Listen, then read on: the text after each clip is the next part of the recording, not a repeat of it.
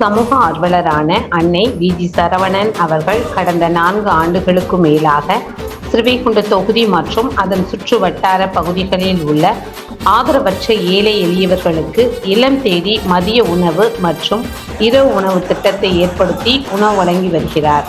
இந்நிலையில் தமிழக வெற்றிக் கழகத்தின் ஐம்பெரும் கொள்கை தலைவர்களுள் ஒருவரான சமூக ஆர்வலர் அஞ்சலை அம்மாளை கொள்கை தலைவராக அறிவித்ததன் ஈர்ப்பால் தமிழக வெற்றிக் கழகத்துடன் இணைந்து தமிழக வெற்றிக் கழக தலைவர் தளபதி திரு விஜய் அவர்களின் ஆசியுடன் கழக பொதுச் செயலாளர் அண்ணன் குசியன் ஆனந்த் அவர்களின் வழிகாட்டுதலின்படியும் 31/12/2025 அன்று 1296வது நாளாக ஏரல், உண்டியலூர், ஸ்ரீவைகுண்டம், கோட்டைக்காடு, திருத்தொண்டநல்லூர் மற்றும் கீழமங்கலக்குறிச்சி அதன் சுற்று வட்டார பகுதிகளில் உள்ள 161 ஆதரவற்ற ஏழை எளியவர்களுக்கு தமிழக வெற்றிக் கழகம் தூத்துக்குடி மேற்கு மாவட்டம் சமூக ஆர்வலரான அன்னை வி.ஜி. சரவணன் அவர்களின் சார்பில் மதிய உணவாக முட்டையுடன் கூடிய கொண்டை கடலை குழம்பு சாப்பாடு வழங்கப்பட்டது.